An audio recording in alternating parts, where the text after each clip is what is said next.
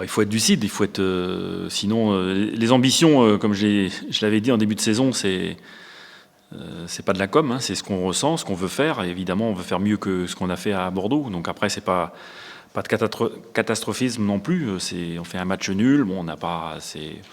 Il y a eu des choses qui ont été positives, mais trop peu pour qu'on se satisfasse de ça. C'est là la véritable ambition. C'est aussi la capacité à se remettre en question, et ne pas se suffire de ça. Donc, je pense que le groupe est suffisamment mature aussi pour faire cette analyse.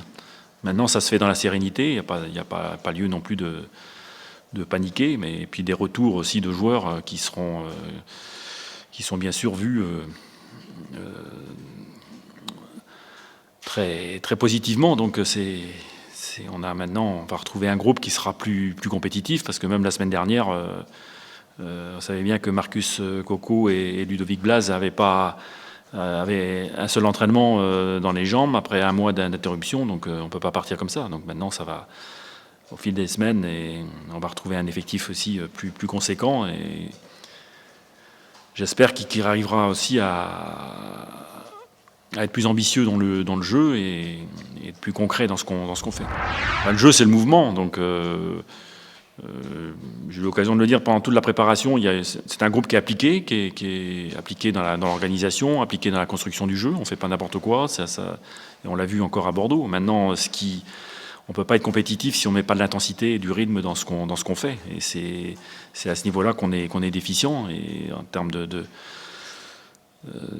verticalité, alors j'aime pas trop parler de ça, parce que il ne s'agit pas d'avoir un jeu direct et où on met les ballons devant, mais la préparation sert évidemment aussi à retrouver cette profondeur, cette verticalité qu'on n'arrive pas à mettre en place, à trouver, sauf contre le dernier match de préparation contre le Havre, qui avait montré un plus justement à ce niveau-là, mais on est un peu retombé dans les travers l'autre jour à Bordeaux. Donc c'est un élément bien sûr important dans le jeu. Ce qui veut pas, et je redis encore, on rejette pas tous les aspects de préparation qui sont globalement satisfaisants.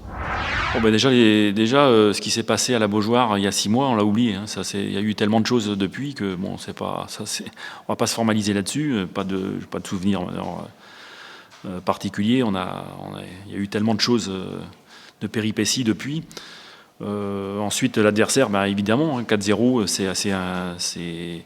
c'est quand même impressionnant. Après, quand on regarde le match, on comprend mieux. Donc c'est une équipe qui est dynamique et qui met beaucoup justement d'intensité dans le jeu, et qui sera évidemment un adversaire coriace. Maintenant, je pense qu'en L1, il n'y a pas beaucoup d'adversaires qui sont complaisants. Hein. Donc il faudra qu'on soit compétitif, évidemment.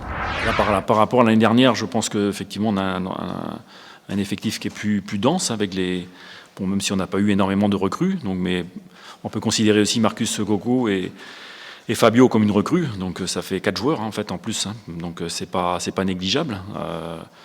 Après, c'est pas parce que vous avez 20 joueurs du même niveau que vous remportez les matchs. Il vaut mieux avoir un 11 qui soit performant, parce que c'est ce 11-là qui fera gagner les matchs quand ils seront sur le terrain. Mais non, on sait très bien qu'une saison, justement, c'est long. On a été aussi, évidemment, sans chercher d'excuses, mais pénalisé par ces absences dans la préparation. Je parlais de Marcus Coco, qui n'a pas lancé sa saison. C'est pas sur le quart d'heure qu'il a fait à Bordeaux qu'on peut juger. Ludovic Blas, donc là, mais on a eu Mehdi Abed, on a encore Abdou Touré qui va revenir la semaine prochaine. Donc effectivement, quand on aura tout le monde à disposition, ça donnera beaucoup plus de consistance aussi dans notre effectif. Et donc on peut supposer que l'équipe sera plus compétitive. Ouais.